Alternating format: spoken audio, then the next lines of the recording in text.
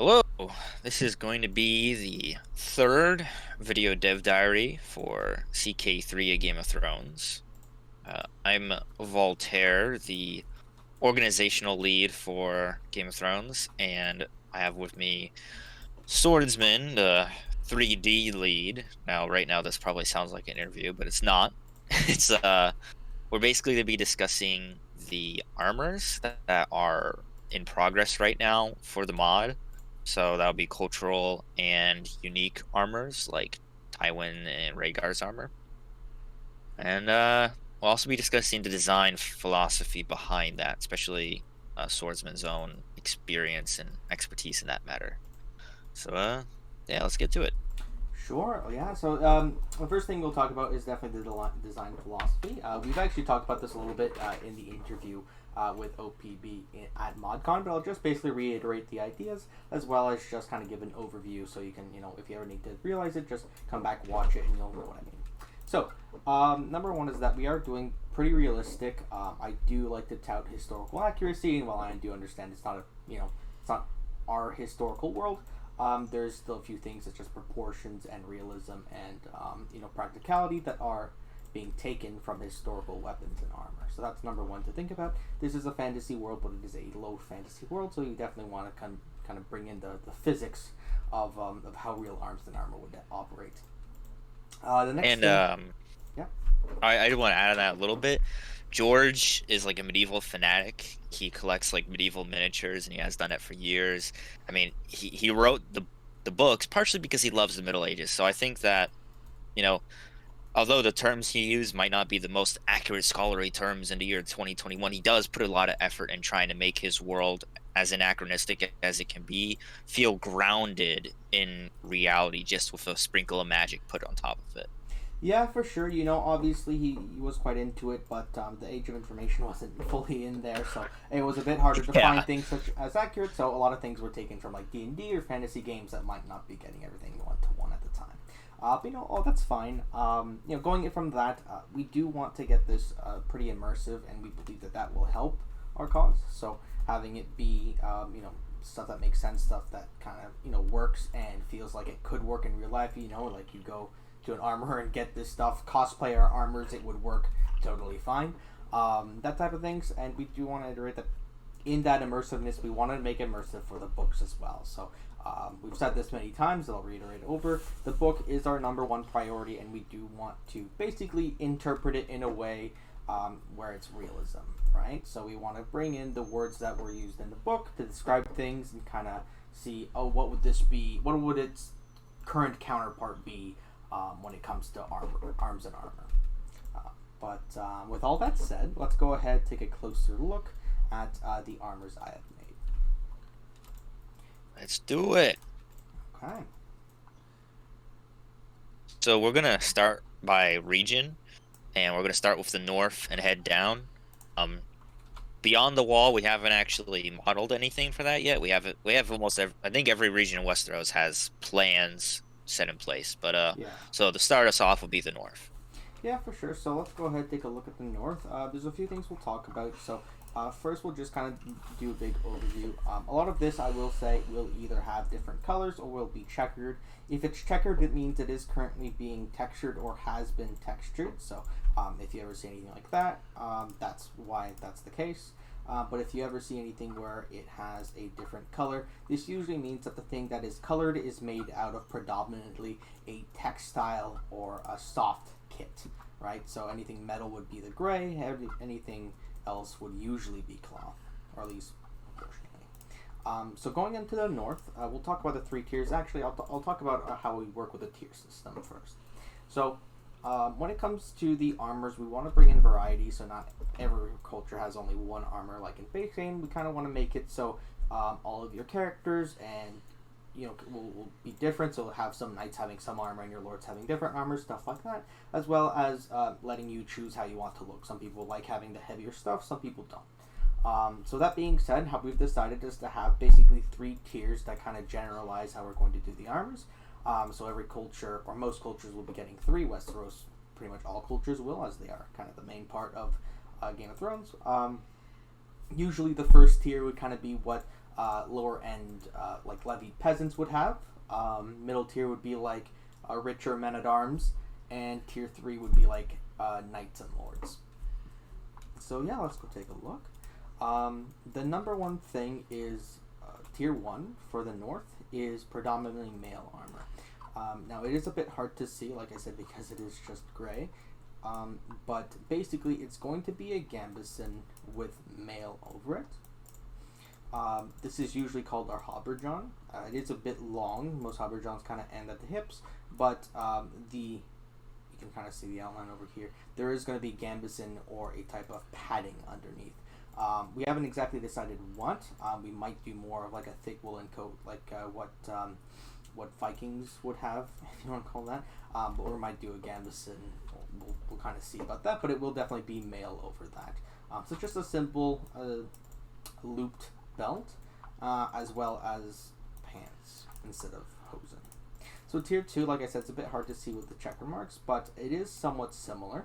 Tier 2, we've decided to go kind of like what we think George really likes for the north, which is predominantly mail armor. So it'll be mail chasse or pants, mail shirtbird, halberg, sorry, with a surcoat over it. It'll be kind of a short surcoat, and if you've ever read the books, the surcoats are talked about a lot. This is kind of a 13th century surcoat, with a 13th century harness. So this is basically like the end, well, kind of the middle to the end of the high medieval era.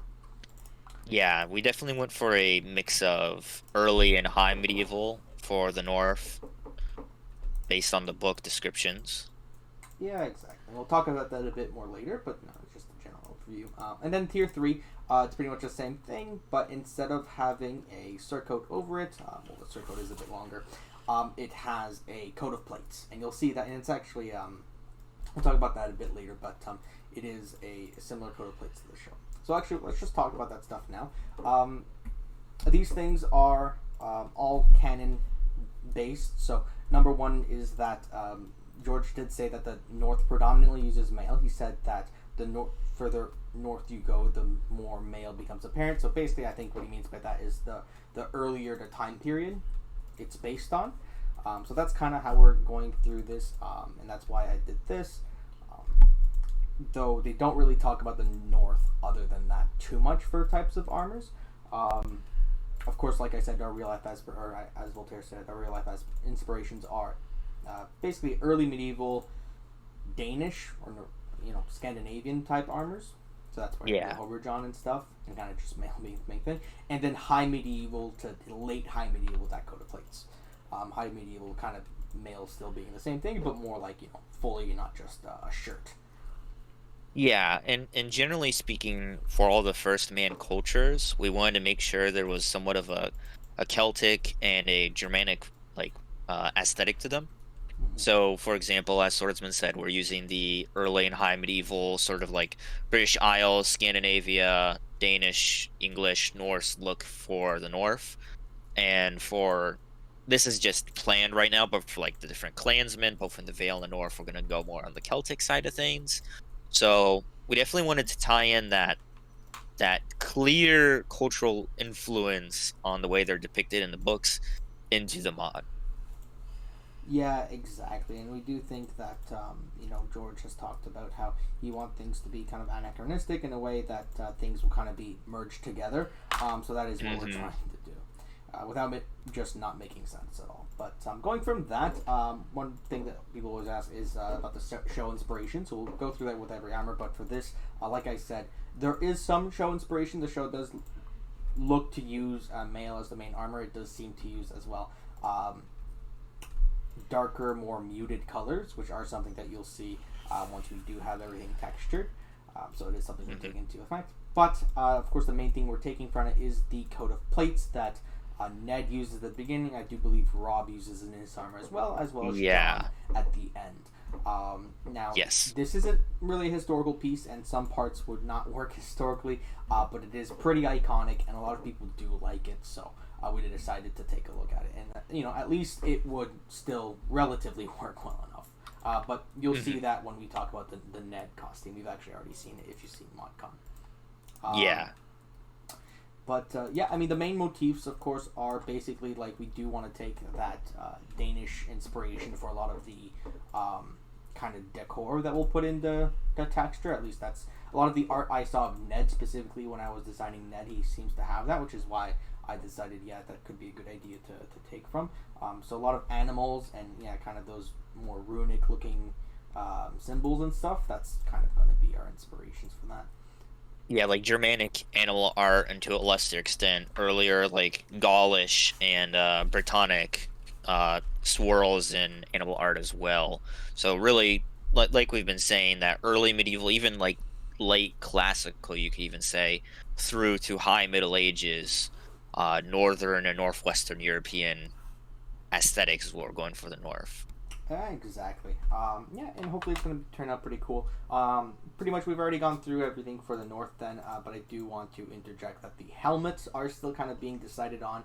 You can see that there's Yeah. a nasal helm right now. The problem with the helmets right now is that we're trying to find if we want to go more for that high Middle Ages type of look or more of the Germanic or Danish, Scandinavian inspirations. Yeah. But we'll keep you up to date, of course.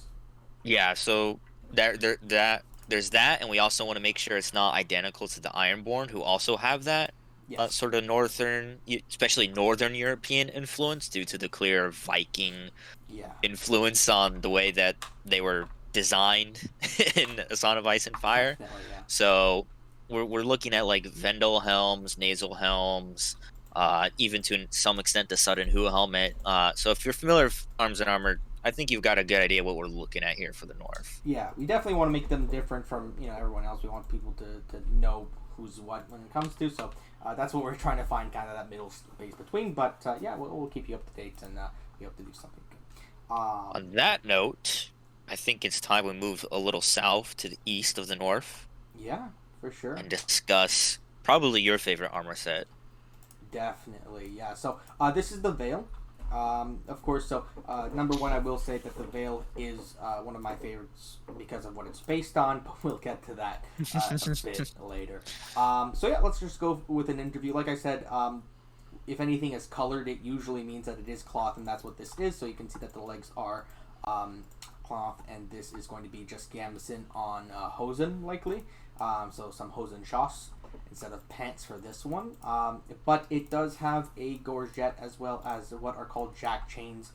Yes, this does seem to be a very peasant-like armor, but of course that is what they are, as well as a demi hourglass gauntlets. Demi gauntlets meaning that there is no fingers on it, so they just had the leather glove underneath. Nothing really much to talk about this. Of course, we do have some Italian greaves with the knees on here as well, and kind of more of an Italian style fan, though a lot of fans just look like that at the same time. Same kind of simple, more or less simple belt loop, but yeah, this is that. We do have the helmet already over here. We have two versions, one being a bit more German looking with the harder edges, and the other one being an Italian sallet without the visor.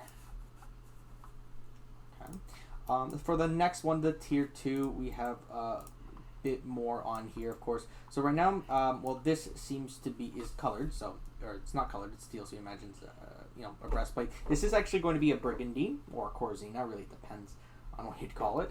So it's going to be basically like a textile backing, but metal placed in the middle. If you've ever seen like almost studded leather, that's kind of what it looks like. So leather with studs, and it's holding up plates in the back.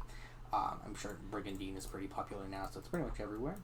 Yeah. We do have jack chains, but it is a bit less simple, so it almost looks like to have a more obvious couture instead of just the rondel on the other one. Full hourglass gauntlets from a more transitional period. And Love the gauntlets. yeah, I love hourglass gauntlets. Actually, these are modeled off my own. I do have my own gauntlets, and these are fully off my own. But yeah, and then the pants, but this time it will have cuisse. That being said, we are still deciding whether or not the cuisse will actually be brigandine to match with the top, or if it's going to be steel plate. Looking at the helmet over here, most people know what this is. Some people call this a Spartan helmet. It's kind of based off of that. It is a barbut, or babuta. So this is a pretty much enclosed helmet, but it does have a relatively well breathability. Voltaire hates this type of helmet with a passion, but it Yes, I do. is a beautiful helmet, I believe, from the Italian, late medieval Renaissance time. So I'm happy to have it here, and I do think it is a good middle between having a fully enclosed helmet and a more open face sallet like over here. If there's any region it fits, it's definitely the Vale. So Yeah, yeah. Yeah, so over here, like I said, if it's checkered, it's because it's textured, so you'll see a bit more later. But this is our tier 3. This is kind of the knight set. It is my favorite armor, or at least one of my favorite for sure. And it is basically just full-on steel plates. We do have some asymmetry going, so the left side always being a bit bigger, and we'll talk about more when we talk about the inspirations, but it is, a full breastplate, some tassets, a full leg harness. There won't be any brigandine here, any splint. We're sure it's going to be full steel, full arms, and then we will have what people call chainmail, or my underneath the armor. For the helmet over here, we have a early armet, which is basically, fully enclosed with a visor and everything.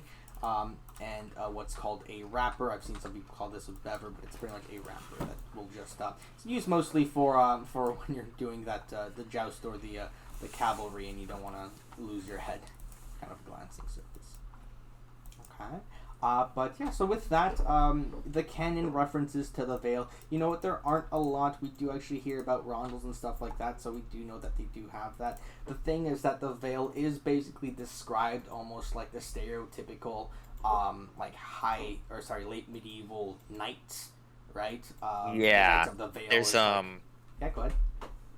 So we have two kingdoms described as being very knightly, both the Vale and the Reach. The Vale, they have more of a religious side to their knighthood, and the knights of the Vale, as you were saying, are like they're held in high prominence throughout Westeros. And we also see House Royce. They have what's described as like sort of like plate armor, but made of bronze. So we know that in the Vale, there's plate armor, and they have a high knightly tradition. And Swordsman was like, "Hey, I know some really good plate armor," and that was White Italian, which is the inspiration for this. These are pretty much all Italian style armors, like the full, longer style of gambeson, and the Italian sallet, like I said, the Italian barboot, and the Italian armaments. The Corzina, of course, being Italian as well. Hourglass gauntlets. Kind of. So this is pretty much full-on Italian. It is kind of using one real-world inspiration, but I do believe it fits them very, very well. When we go to the texturing, I do think you'll see it a bit better.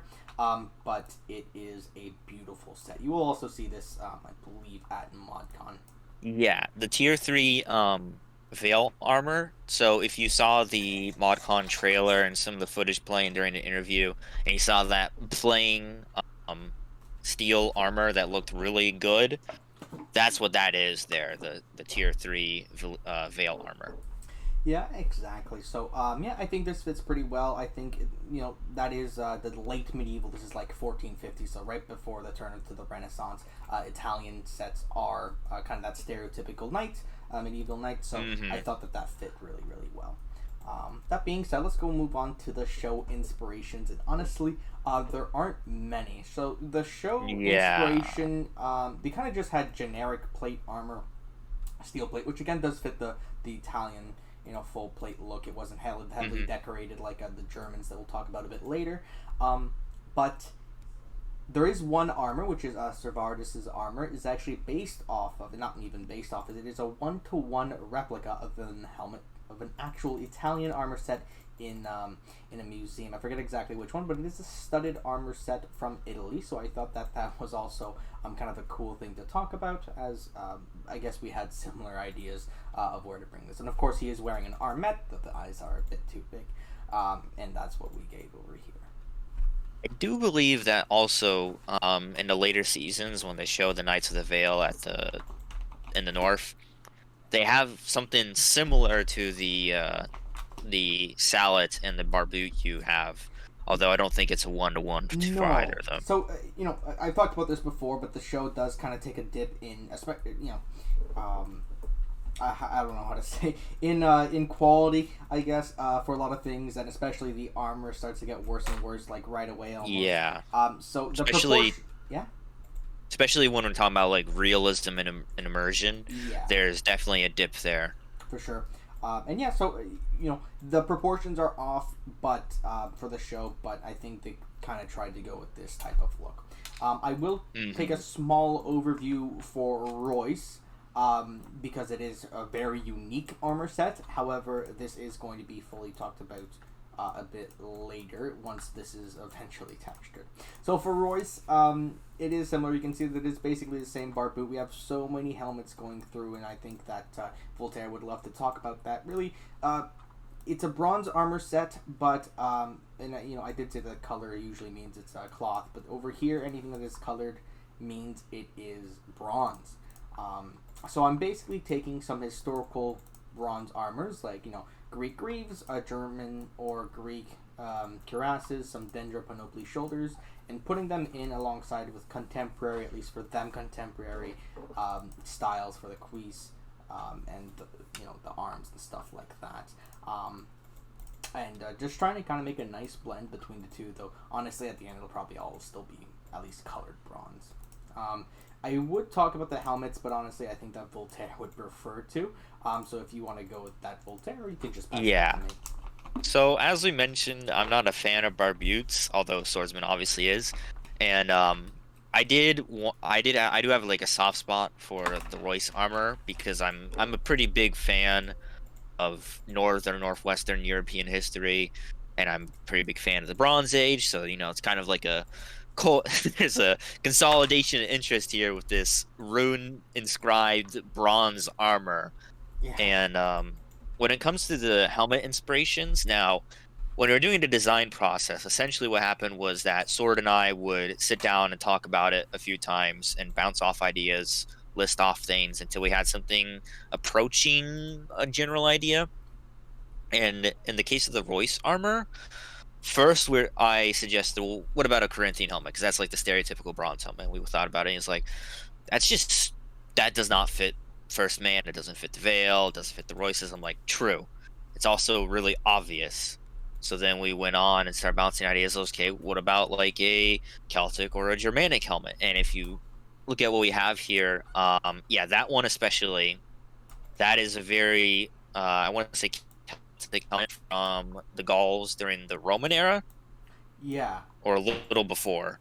No, basically around that time. Yeah, so, I mean, obviously you can tell with some pieces over here that the Romans actually took inspiration, which is why when you hear the Roman helmet, you hear the Gaelic Imperial helmet, because they took inspiration from the Gaelic helmets in at least some of the looks. Yes. Yes. And then you can also see that Swordsman here has been playing around with some ideas, like you see the one with the plume. That's sort of like a mixture of a Corinthian helm, a barbute, and the I guess I'll call that an acorn helm. I know that's not the proper terminology, but yeah, exactly. Kind of just trying to take inspiration, see what we want. I will bring the idea of the nasal over here, a very slight nasal, kind of like what a barbute or a Corinthian armor has, just to try to make it a bit more than just a one-to-one of a historical helmet.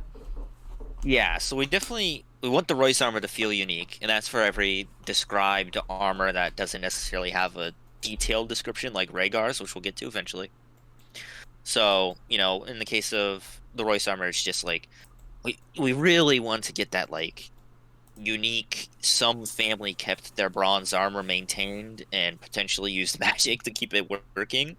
And it's just such a cool idea. So we really want to make it look good for the player and want them to feel awesome wearing it, especially for all those Royce fans out there. Exactly. So this is still Whip. There's a lot to go through.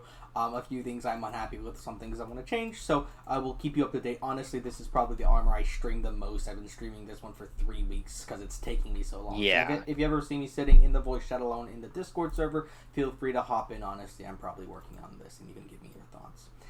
And with that note, Riverlands. Riverlands, of course. So this one will actually go somewhat quickly. The Riverlands are pretty simple. For the Riverlands, I'll just go through it, but then we'll tell you exactly what we were thinking. So, to start with, we'll just start with number one. A lot of cloth here, a lot of textile. So, kind of just regular boots and pants that we have over here instead of a hosen and shoes. We will have a gambeson over here, some gloves. And then over here we would have a scale mantle, basically. Some people would call this a gorget, but it is a bit long. But basically that is an idea, almost like the Roman shoulders that they had on their hamata. And over here, it is kind of hard to see, but this will end up as a shingled or tegulated helmet. Would be the name of this. You can definitely look them up. Knight Errant has a beautiful video on them. But that is probably what we're going to do for that. The brimmed helmet too. Oh yeah, this is same one, but this would have like a brim, kind of a more standard kettle helm, as you can see. So that was my idea. Okay. So this one is similar as well. As you can see, almost have the same things, but over here you'll see that this is metal. Now it would still be gambeson underneath, so on the skirt pieces and over here you can see that this ends over here. But this. Basically almost halberjon, like I was saying, ending more at the hips, would be made out of scale as well as a mantle, right? So it's kind of an in-between. It is great looking, I would think, and I'm actually quite excited to wear this. I think it would look quite nice and fit the Riverlands quite well. Again, pretty simple belt. And then this would be the last part. This one is a bit more, so it is still actually the almost halberjon, so it does end at the bicep instead of coming all the way down. That is going to be scale and probably some leather, or actually gambeson pants, probably some padding. But underneath will not be gambeson for here, it'll be mail. So mail armor, then the scale mantle, and then some gauntlets over here. And that's what we're going to do, and likely we'll have a plate helmet. I haven't talked about it yet, but the tier 2 will have a kettle helm, kind of more standard kettle helm. And this one would be a visored bassinet. We don't know about the visor yet, but I'm hoping for a hound skull because of how beautiful I think they are and how much it fits this looks, I think. With that, let's talk about canon references. Again, this isn't fully talked about. Riverlands doesn't really have major descriptions about their armor. But honestly, going by what George said, kind of, with how you go up, it is close to the north, obviously connected to it. And so I would say that they're a little bit more advanced to the north, but not that advanced. So we decided to give them something that's a bit higher than just mail armor, but not full plate yet. So this is more of the transitional era. And that is how, if I remember correctly, that is partly how Brynden Blackfish in the books, his armor is described as being mail with sort of like a transitional pieces attached to it. So that's definitely, I think, hitting on the book aesthetic there. I think we can also talk about the show here a little bit. For sure, yeah, no, that's pretty much exactly right how they describe him. But the book, the show is something we're taking a lot of inspiration for here. I actually really like the show's look. My only problem is that the scales look to be like leather. At least like blacksmith fish armor, like a Tully armor, basically. Now we're not doing leather, although almost look like a leather lamar type deal. But we are doing scales, and I think it fits like Riverlands, especially the fish Tully, actually really well.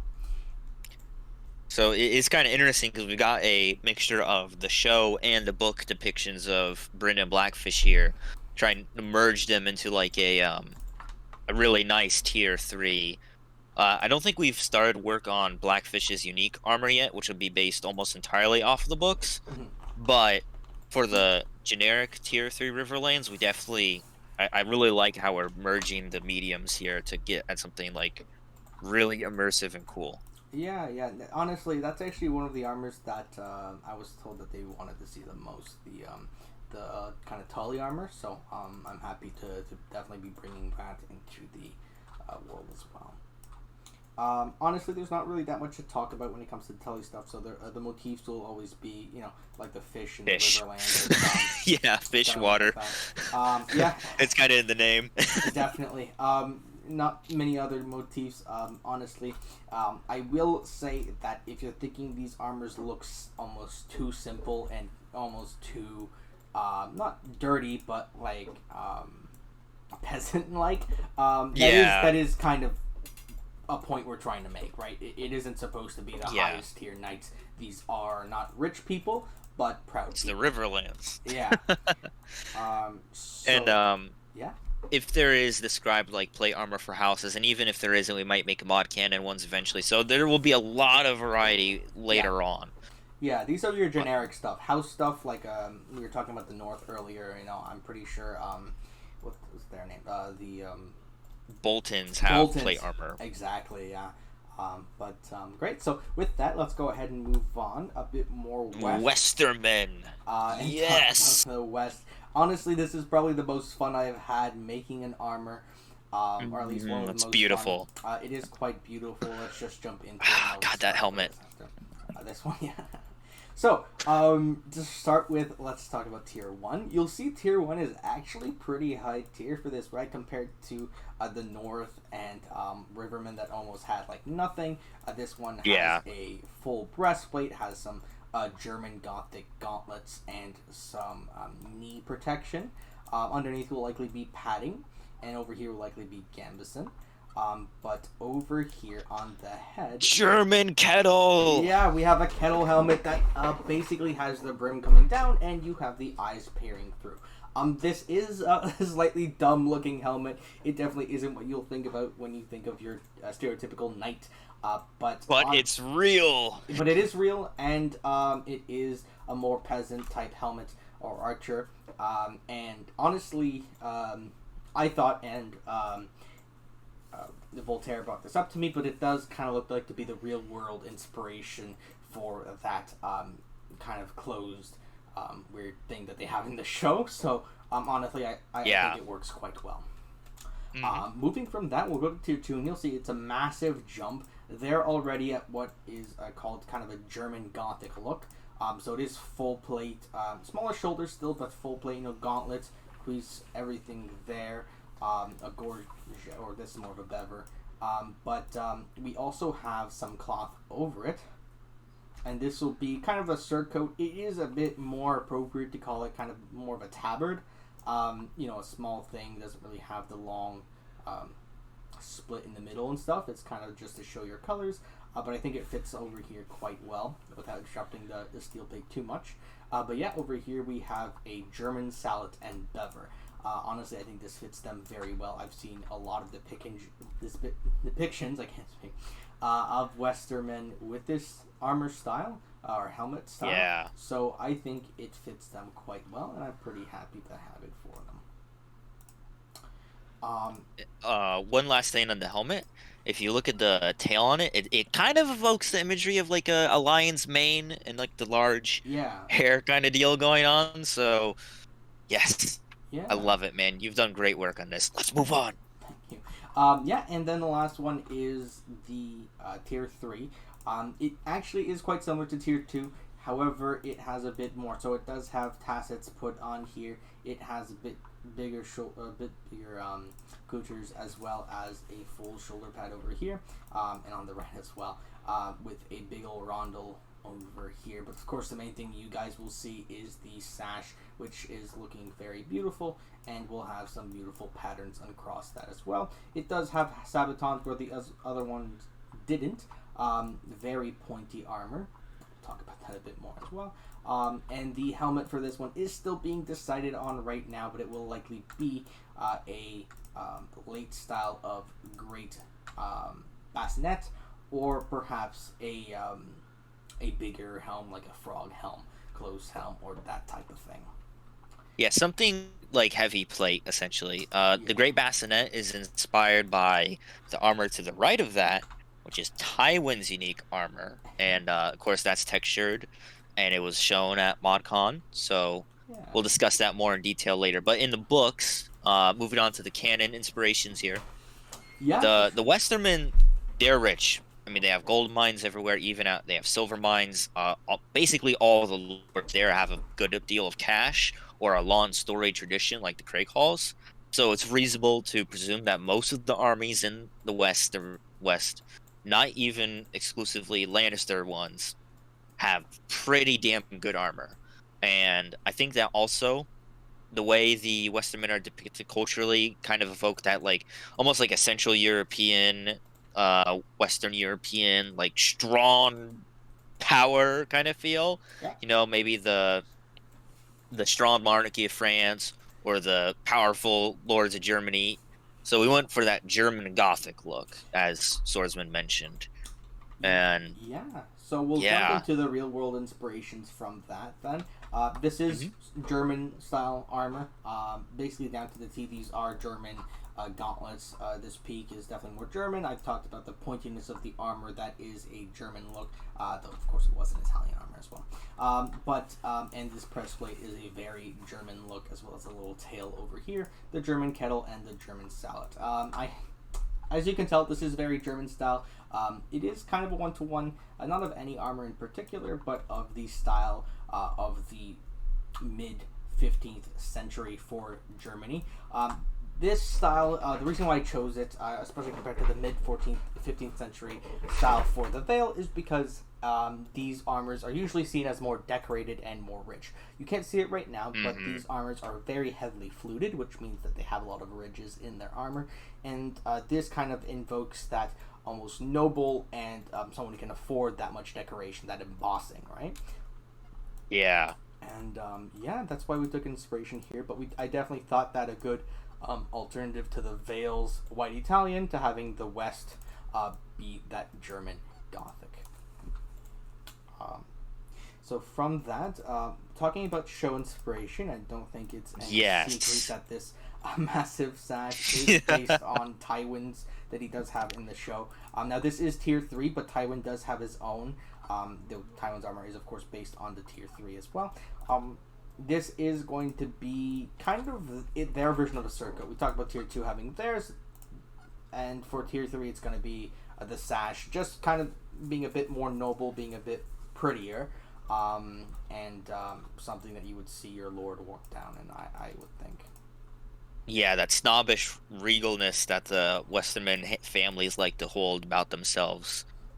Yeah, exactly. So yeah, technically a very German-looking set over here, but I still think one that fits well, as well invokes the show and the books quite well.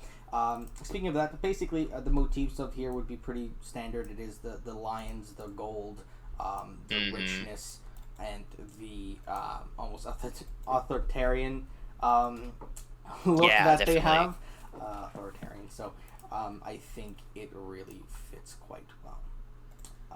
Alrighty. On that note, I think it's time that we discuss something quite beautiful, and we head to the High Valyrian clothing. Yeah. So actually, if you don't mind, Voltaire, why don't you explain what we mean by High Valyrian and what that means compared to other Valyrians? Yeah, so when we say High Valyrian, we're basically talking about the Targaryens. Yeah. And the Valerians. So this is going to diverge a little bit from the armor discussion, just to get into cultures.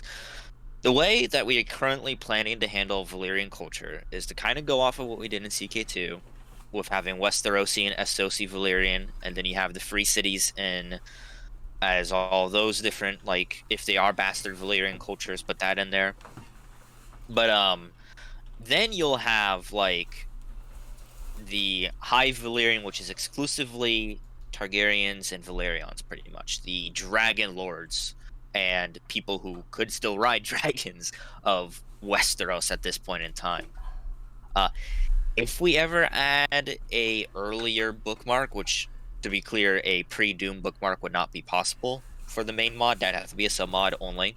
But if we ever do, we might revisit that general categorization, but there's a heavy Crownlands and Narrow Sea influence on these armors. So you can think of them as being like the most powerful family in all of Westeros, put in a position where we know they're also influenced by the Narrow Sea cultures like Lys and Pentos, and also influenced heavily by their vassals in the Crownlands, which include Stormlanders and Rivermen, and even the Cracklaw.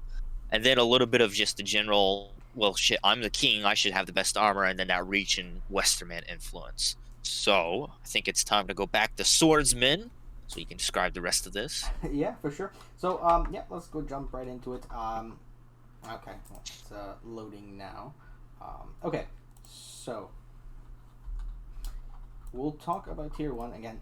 This is kind of similar to the north, and actually this isn't all supposed to be colored, but I kind of forgot to do that one. Anyway, that's fine. But it is similar to the west, meaning that it does have a breastplate at the beginning, and a almost full leg harness. It doesn't have the cuisse, which are the thighs, but it does have a pretty big, the fans, and gambeson underneath to start with, right? We do also have kind of a hooded mantle over here. It'll just be to add some color onto it as well. Moving on to the helmet, this is actually almost a one-to-one to a helmet on the cover of one of the Game of Thrones. I thought it looked, well, it is an Italian salad, and you can tell because that is curved like that, but it is a visored, and it almost has kind of a dragon look to it, you know, that massive peak over here, almost looking like horns, and then we do have little dragon teeth basically going around, being the vervails for the liner, or for the liner, and then the pivot over here. I think that invokes pretty good for kind of the bulk of the infantry military as well. But moving on, let's go to type 2. So type 2 is pretty in-depth as well. It has a bit of a longer gambeson style piece, and it does have almost like little peaks over here, kind of adding some decoration. Still not full leg harness, but it is a bit more decorated, or at least will be. And it has the shoulders on here with teeth on here, as well as some upper arms and the coutures with the fan. So still similar, and we might do mail armor underneath. We don't know that yet, but it is similar to tier 2 in that regard. Over here we have a courgette and a German style salad. So basically it's kind of the evolution from the second one. So it has the longer tail, not as long as the full German one and for Westerlands, but it does have still a longer tail, a bit more spikes over here, a bit of a longer part over here, and the bever protecting the underside. So kind of the exact evolution from this to this. In tier 3, this is textured, so it is checkered over here, but it is similar to Rhaegar's, so you'll see that later. It just doesn't have the tacit and different types of fans. So it does have a full leg harness. Okay, so it has the thighs, still has the long thing over here. It doesn't have tacits yet, but that's fine. We do have the shoulders being the same. Still gothic looking gauntlets, though not exactly one-to-one to anything German, with bigger claws on here. And we have a courgette and a closed helm. Now this is a very late helmet and one of Voltaire's favorites. Yes. That is used basically like it's 3 different parts pivoting up and down. We'll talk about this a bit more when we talk about Rhaegar's, but you will see how it's looking there as well. Though I do believe at ModCon they might be showing it, I'm not too sure. Oh, we're definitely showing Rhaegar at ModCon. Yeah, but tier 3 I'm not too sure if we are. I don't believe we are, actually. Okay. Maybe the work in progress here. Maybe.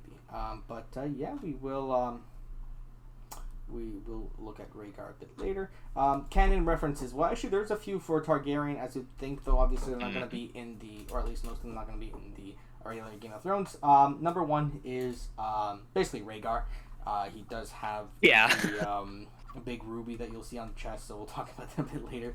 But honestly, the main things is that these people are still rich. They are the kings. They are the the dragon lords, so they do have rich armor. Kind of like how the West had it. So you can see that it is similar in following, where just some pieces of plate, then pretty much full, but not as big as this one. So that's basically what it's sharing in. With that, there's a few canon references actually. A big one is that the spikes on the shoulders are actually fully canon. They are set. I think it's Dunkin' Egg or something like that. It's a weird part, but they Probably. mention yeah, spikes like that. Usually it runs all the way to the back, but as you can see, the back of our shoulders are actually pretty special. So we'll talk about them Oh right yeah, that was now. pretty fucking cool. Usually I keep this for a bit later, but we'll talk about them right now. They are basically wings. I thought that would be a good thing. Um, they are, German Gothic pauldrons have something similar. I kind of just wanted to emphasize the wings a bit more, and I think it gives a really nice silhouette from the back. Mm-hmm. So from that, did you want to say I anything don't about think that? there really is any show inspiration whatsoever. Not really. There isn't really anything to go from.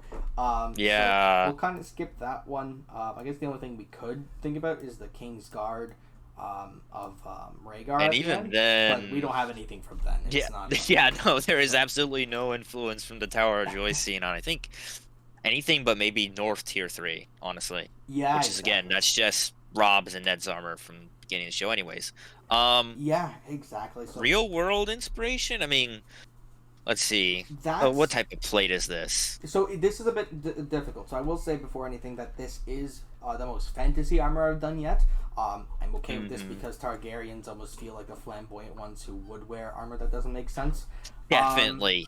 so it is still based on mostly real armors. A lot of these, like I said, they are rich, so we gave them actually later armors than medieval. Some of these aren't medieval at all. I used to have Elizabethan legs or Greenwich legs. Really depends. Which basically, like, completely circumvent this. It's from the uh, breastplate, kind of comes down to the legs and attaches. We didn't do that over here, but this is a Greenwich style armor. Still see this heavy divot over here that almost looks like it's giving it a pot belly, though it is very thin. Is a look from there. The arm harness is as well, but this is more of a Gothic, almost Italian and Gothic style fan over here. Actually, I already basically said the shoulders are like a fantasy piece, so there's nothing really historical about that at all. And yeah, you see these like really big, almost spiky looking ones. Those aren't well, they are historical. They are just some Gothic looking stuff. But yeah, it is. I said that these helmets are Gothic and then closed helms. But honestly, this is very fantasy, so it's kind of a mismatch of four different armors with a bit of fantasy sprinkles on here. And I think that hitting back on that design philosophy we have, obviously it's a fantasy world, it's a low fantasy world, and I think this is the perfect like mix of realism, immersion, and fantastical elements. I think you guys are really gonna love playing with this stuff. It's just I'm so happy with how we're doing. Yeah, me too. Obviously, I do prefer the ones that are a bit more historical, but I don't think these look too bad either. Motifs. Well, motifs are going to be mostly dragons. I think that's pretty Dragons. accurate. Dragons. Dragons. I kind of want to bring that dark, spiky aesthetic as well, which is still like based on dragons, but you know what I mean. The almost Oh edgy yeah. looking stuff.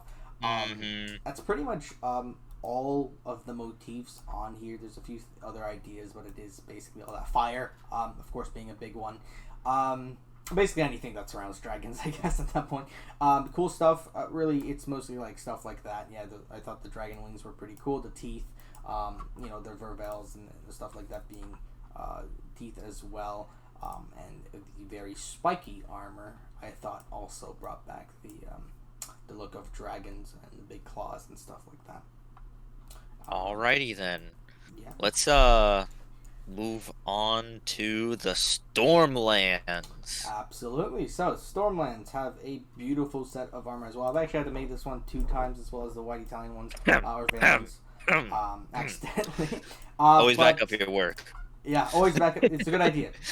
And don't erase the backup when you're trying to fix it. But okay, let's go take a look. Tier 1, really, this is almost too simple, really, but I actually don't mind it. I quite like it a lot. It has greaves without any fans on here. It has a very long style of gambeson that we will have like high poly, basically making it look like it's attached together with buttons.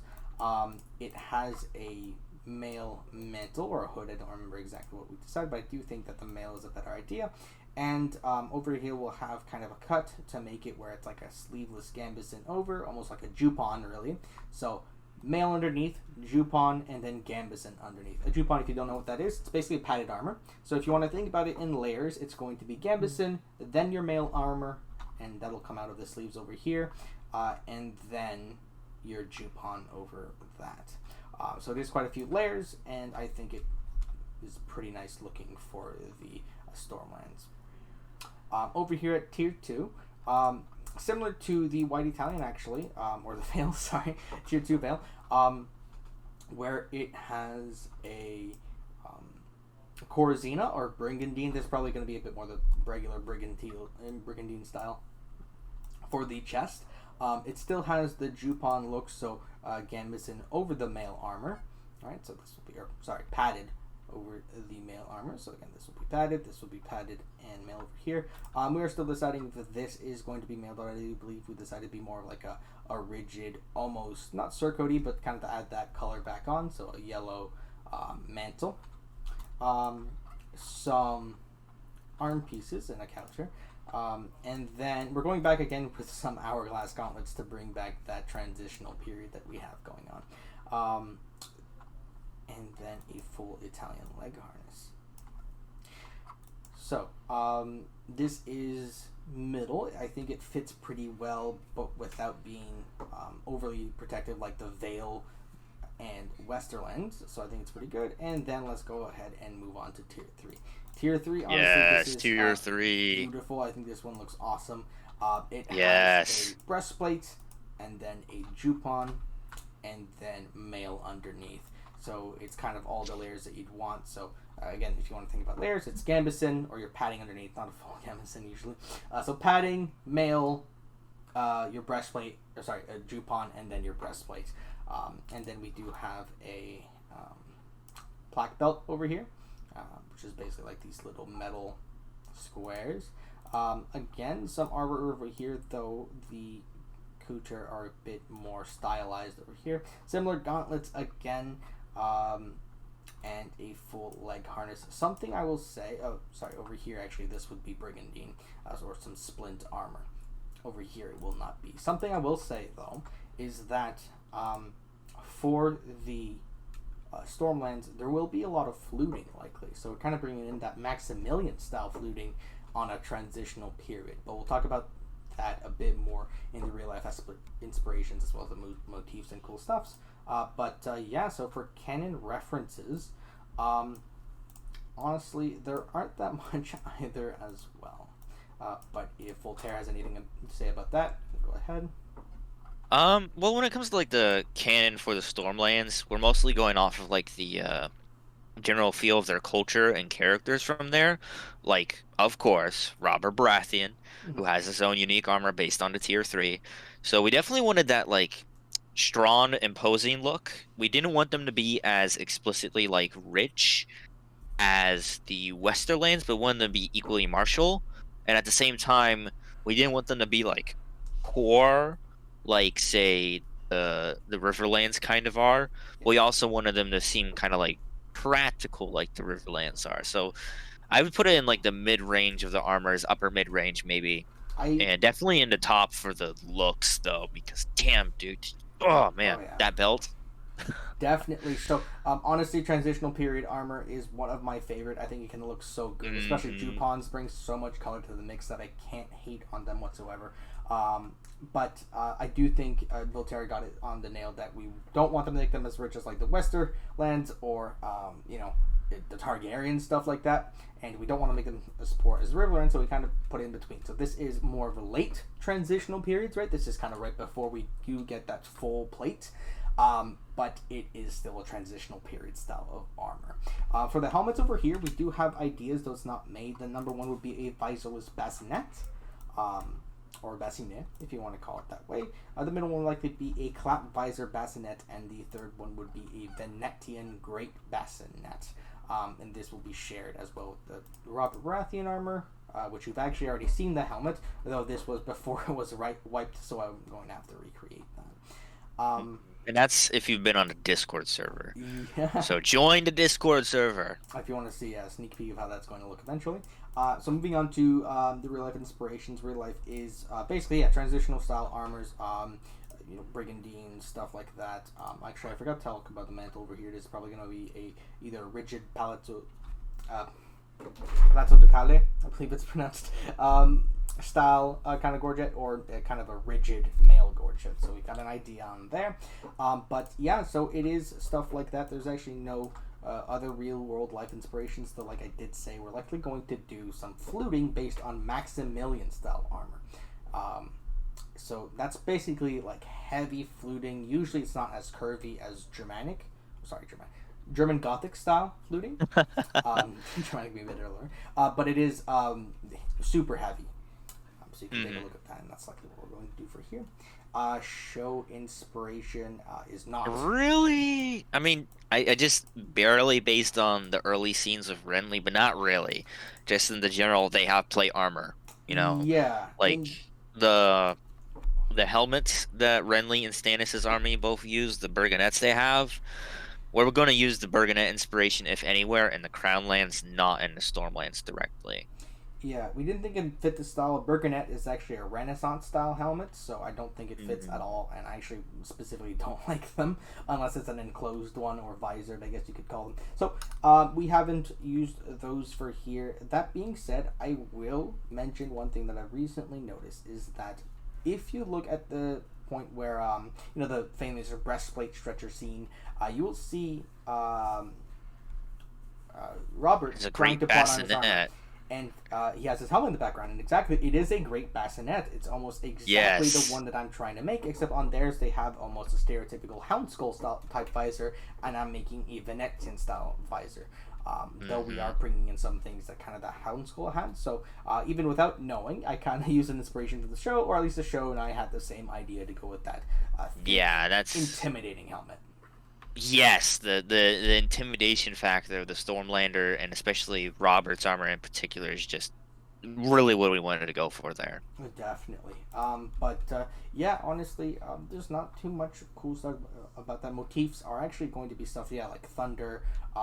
Thunder, lightning, fists, boom, bang, bow. Yeah, I also believe we Pretty had much. like not farm but forest animals like deers, obviously, doe, that type of thing. Yeah. Almost like game animals, if I could call it that. But so With yeah, the Keenswood and the Rainwood, and yeah. the Robert loving to hunt. Those are definitely big, like those like sort of like Green Man Forest vibes are definitely in there for the Stormlands. Definitely. Cool stuff on here. Honestly, I think all of it's really cool. One thing I would say is that a rigid male gorget isn't really a thing I've ever seen. It's kind of weird because male isn't rigid. But I think it might actually end up quite nice having, almost like shoulder pads, kind of bringing in that body type.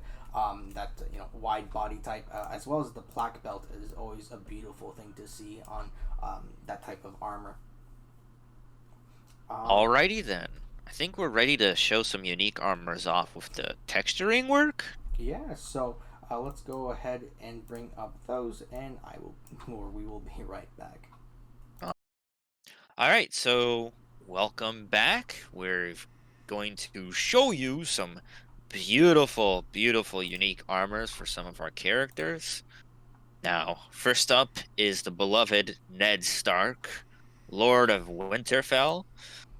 Other titles, blah, blah, blah. Let's get into it. Swordsman, tell me about this armor. Yeah, so I guess we'll just kind of follow what we were doing before. So the main description really is kind of what I said. So a sword coat, a coat of plates actually. As you can see, looks and designed by the show. And mail underneath. So a full hover going all the way down, and going over here though no mail mittens because Foxy hates that. So really, this is still based a lot on the description, the canon description of a white surcoat. Technically, you can use a coat of plates as a surcoat, so I'm not totally against it. Plus, the show did this, so people like that. And mail underneath, kind of, going by the fact that they say mail was the main look of the show. Of the North, or the main armor of the North. So He does have the little badge over here on his heart. Technically, it is between plates, so I don't know if I'm gonna maybe change it over here, make it smaller. Either way, it doesn't really matter. But it's supposed to be like over the heart, which is actually where right now the consensus is that that's where the thing would be on the crosses for the Templar surcoats, though it's not fully accurate. The back, really, it's kind of just something I tried. It's not for sure that we're going to keep it this way.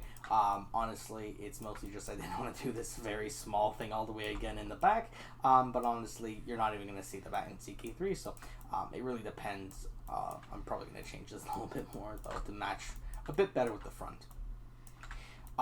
That being said, real life inspirations are like what I said, so it is still the same thing, the high medieval, but still in the late. So there is coat of plates. Honestly, the plates usually end up, they end around here, but we're going to continue them to follow the show.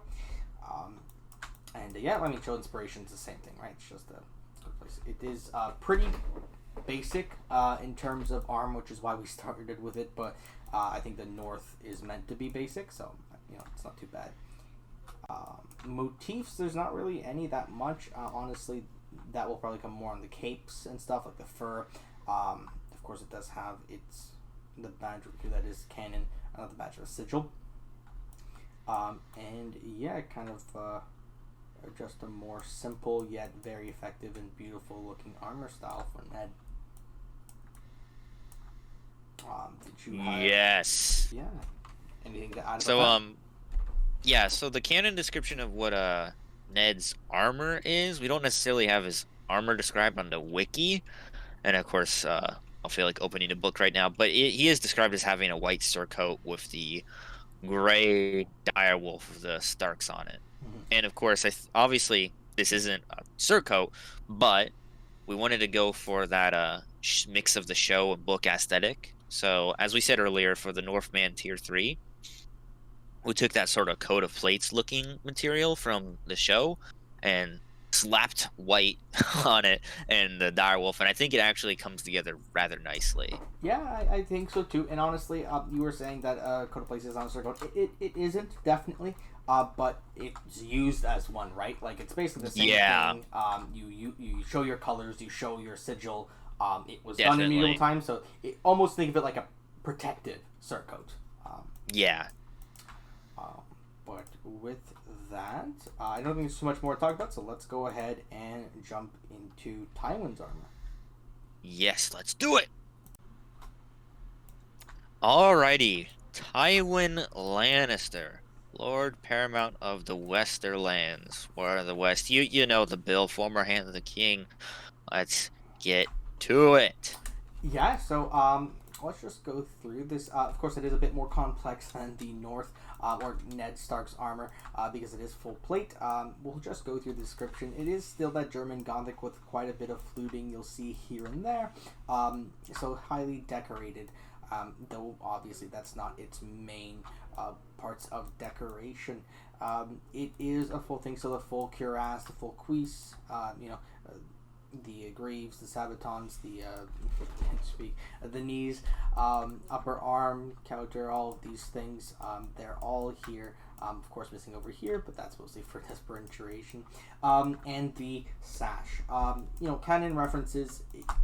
The armor is meant to be red. It is an enameled armor red. Usually it's said to be a crimson red. Usually you see that be almost like a fuchsia, a very bright red that I see on some art. We've decided to put that a bit down, almost like a plum bluing type of red, which is what I originally had, but we did make it a bit more unrealistic with a more of a deep crimson, I'd say. I think this is a decent color. And with that, we do have the gold decoration that he has around. And the Golden Summers rondel that is specifically talked about as well. So I think it is a good blend of red and gold to kind of show off the red that Tywin loves very much, as well as the highly decorated lord that he is. I think we definitely hit the canon book description here, and of course if you guys disagree, let us know, but we also, like we've mentioned before when we were talking about the tier 3 Westerlands armor, we took the sash from the show, and coloring wise we didn't want to go with pure like crimson red like the show had. because I mean most of the armor is red, so just kind of too much. And we also didn't want to go pure gold because we tried that at one point and it felt too, I want to say gaudy almost. Yeah. So we decided to go for like a middle ground where we took a lighter red and then added gold detail, and that was Swordsman's idea on his own. And honestly, I really liked that. So he really impressed me with that idea. Yeah, I think it looks pretty good. Now, the pattern might change. There's a few things. I thought that this was a good way to kind of just show what we could do. It doesn't have to be one color or the other. There's a Hmm. few things we do want to see about maybe give it a bit more wrinkles, almost like what the show had, that heavy, almost blanket look that it had. Yeah, definitely. Yeah, right now, this is kind of our whip, almost finalized whip that we have going on. So, it is still a pretty close tied to the tier 3 armor and German Gothic in general, but of course, instead of having the kind of tacet, it has a smaller, just a longer last ring. The lion being on the gauntlets is a part as well. So it is still pretty different, and of course, the color will make it very different from the regular tier 3, but it is very Tywin in my personal opinion. Uh, one last thing about canon. Some of you more keen book readers might notice that we haven't included his cloak yet. Don't worry about that. We'll get to it eventually, and we'll try and follow the book as much as we can with the, I believe it's cloth of gold, if I Yeah. remember correctly. So yeah, we definitely, as you can see, we have some of these descriptions memorized because we've been working on them so long and discussing them, and of course, Swordsman's been modeling and texturing them. So Yeah, I know there's a few yeah. things. Cloaks and helmets are something I did want to touch on. Some people I have asked, where's or have been asked where the cloaks and where are these things. Cloaks and helmets are different objects in the main game, so we're going to have them as different objects as well. A cloak isn't only going to be on one armor because it is a fully different thing. So actually, those should be also interchangeable a lot more, and I'd imagine all of you guys would like that. But yeah, with that, let's go ahead and take a look at the last dragon himself. Rhaegar Targaryen. Alrighty. We are now at Rhaegar Targaryen's armor. Probably one of the most anticipated 3 assets for the entire mod, honestly. And one of the most beloved aesthetic items in all of Westeros. Man. Where do we even go from there? Swordsman? Yeah, I mean, I think that's definitely a truth to it. I almost feel like I can't make it justice here. I just hope some people will be happy with it. But let's go ahead, jump right into the description of it. So, really, we've talked about this a bit before. It's basically just pretty standard. So, some more German-style gauntlets with that fluting. A lot of German ideas over here, but it is still like that Greenwich Renaissance armor. The fans are very different than the fans that were on the tier 2 armor. This is, and tier 3, this is more based on the fans that he has on his helmet. It is very dark, very black, and it has a lot of red on that as well. And that's, I think, a good trim color to have on this type of armor to kind of bring out the rubies and also to match what we have to the helmet. We do have the little dragon teeth that are ruby, but of course, let's talk about the giant ruby dragon on a chest. There's so many different depictions of how people do this. I've seen some have like really big rubies almost, going around it. I've seen some be kind of a smaller thing on one side of the chest or whatever. I've seen some that aren't even rubies, right? It's just like an embossment of the dragon. But we've decided to go with the whole ruby thing, tiny. I Millions of love tiny it. rubies. You can imagine. I the just Warhammer. love it. Yeah, no, I think it looks great. You can imagine the Warhammer hitting this and all the rubies going Bam! flying. I think that looks great. So going with that, we'll also talk about the chain that is underneath. It is a golden mine or mail, depending on how you want to call it. And with that, let's go jump into the canon description of this armor. Funnily enough, even though this isn't like obviously in the main AGOT universe of the show or anything like that, there is a few descriptions for this armor. Actually, there's some descriptions for his tournament armor as well. I guess he is pretty important. So it makes sense. Right now, what we have is the ruby dragon, the teeth, all that's pretty accurate. But one thing I do want to mention is, of course, the night black armor. It's not super dark to the point where you can't see it, but still very dark. And underneath, there is the gold mail armor, like I just said. And this is fully accurate. Personally, if you're asking me, I think this looks very gaudy. This almost looks like what a 14-year-old would draw as their favorite armor. But I love it. It does fit the flamboyant idea of these almost self-obsessed, rich dragon lords. So it definitely, I think, looks good with them. I tried to make it a bit darker and not as bright as a big orange, but I don't think this is too bad either. So, I think this still invokes the idea that you'd have in mind, without it being too gaudy either. Still a warrior, right? Yeah, I think that seeing this next to the armor we're going to show you next, I really want people to feel that really immersed. Like, this is how the books describes it when you battle the demon of the trident.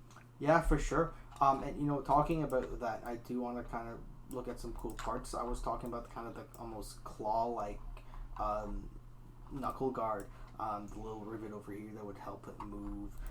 The segmentations, kind of like that dragon wings, and of course the dragon wings in the back that you can see over here with the fluting. I think that really, like, if you saw this from the back, this is your dragon lord that you're fighting behind. I think it really brings that look to life. But as you said, let's go ahead, take a look at the next armor. The demon of the trident. Robert Baratheon. The demon of the trident. Oh my god, I love this armor. Swordsman, please tell me everything ever about this armor right now. Yeah, for sure. Honestly, it's one of my favorite as well, so I'll definitely go take a look. Let's just kind of start from top to bottom, since this one is actually pretty different than what we showed before for the tier 3. So one thing I think you will notice is that it does have more of a traditional surcoat instead of the jupon. This is a 13th century style surcoat, rather than what, and this wouldn't really be used over full plate like this, but I do think it's the look that is envisioned by George R.R. Martin for sure. You can see it is quite worn, fitting for a battle warrior like Robert himself. Yeah, with the big thing, it is made out of a golden silk. So with that, there are really big, pretty much ahistorical pauldrons on here. Really, these are really just big, bulky, and I mentioned that I kind of want to invoke the size of Robert Baratheon and the Stormlands, and I think this crude semicircle shoulder pads do invoke that look. We do have just kind of a standard part over here, the gauntlets being the hourglass style still, but has that decoration, still veloured while keeping the more crude and more simple look of Robert Baratheon. I think still some trimming over here. His black belt over here with the black diamonds inside. And then the leg harness. It's pretty standard again, but it's battle worn and well hidden, but beautiful looking underneath that surcoat, with the mail all underneath here and there, some mail shoss underneath to show through, with his mostly leather pants, I guess, under there, and a gorget. It is a beautiful armor. From that, for real life armors, it's inspired by it. It is still that transitional period, but it is very late. This is when it's becoming full plate, but still keeping that look to still be part of the Stormlands, right? Continuing how they look. That's from the real life inspirations. From the show inspirations, honestly, there isn't really that much on here at all. Obviously, the helmet, I did talk about that. It's pretty much what Bobby B has in the show, just going to be a different visor. But the rest is just that it does have that the pauldrons actually from basically they're actually modeled off of Rob's very ahistorical, crude-looking pauldrons that he has on his armor. I think they fit Bobby B very well. New canon references. I mean, this is just like the art style, right? This is what you see in the art, just more historical, with the full surcoat and the full plate underneath, just bringing that badassness to a next level. You have anything to say about that, Voltaire? Well, I think that it definitely fits our canon descriptions, and one source of canon art that people might not be aware of. There's a miniature company. I forget the name of them, but they have like a George R. R. Martin master collection, I want to say. If you go to the Citadel, if you know what that website is for Son of Ice and Fire stuff, they have announcements related to that sometimes.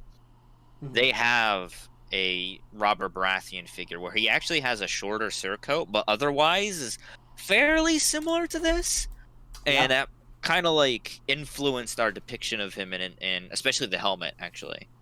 Yeah, exactly. They do have the shorter circle, which actually I technically prefer, but honestly, I think this works still pretty well for him as well. I think both work. And yeah. another thing about canon art, if anyone's aware, I believe it's in the World of Ice and Fire, there's a painting of Robert and Rhaegar on horseback fighting at the Trident. I believe he has the longer surcoat we use here. So there's definitely a variation in the George approved depictions of his characters. Yeah, definitely. I think George is just happy that people are making his characters alive. I don't think he really holds anything in his head as the optimal way to look at them. At least not every single character. But I do think that this kind of invokes that brutal but still lordly feel of Robert Baratheon or Bobbert Baratheon. There's not a lot of motifs on here either. I kind of was asking the group, really, this is a place that we've been a bit hard on how much decoration you should have. The gauntlets especially, I kind of just went off. I was told before they kind of wanted just a regular steel. This is a very common way to decorate your gauntlets, so the rim over here, sometimes even where the hourglass meets, as well as, the rim over here. Sometimes I kind of left it just on the knuckles and the tips of the fingers, and then to kind of bring that everywhere else, we put it on the rim over here, the legs over here, and the black belt. I think this is all something that still makes it look decorated and lordly without making it too flamboyant or showing off. Yeah, for sure. One thing actually I will say, that because some people might ask, and some people might not actually look the like of this gauntlet, the reason why it flares out this much is because these types of gauntlets did not have any type of a sliding rivet or style over here to let your hand move up and down. That we were saying this transitional period. So these are pretty early gauntlets when it comes to metal gauntlets.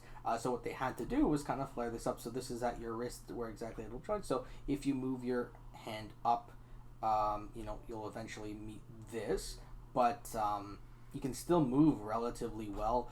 On both sides as well. So if you move it down here, it'll kind of hit there eventually. But it lets you enough movement to move, but still provides quite a bit of protection. Honestly, I love the silhouette; it gives quite a lot. Yeah, I'm not sure if there's anything else we need to say on Robert Baratheon then. No, yeah. I mean, if you're all good, I think it's a great armor, and honestly, I do want you guys to leave your opinions on them if there's anything you would personally change. I can't guarantee we're going to change anything, but it is always good to hear I know, but people's opinions. Yeah, so just because you suggest something doesn't mean we're going to immediately change something, but we really do like to hear like criticism and thoughts on the matter, because I know that especially when it comes to features, some thoughts have definitely swayed parts of the team to go, oh, maybe we should add this, or maybe we should change this. Less so on 3D, but still there. Yeah. Other than that, thank you for watching and participating in the wonderful experience that is waiting forever for us to finish the mod. I know.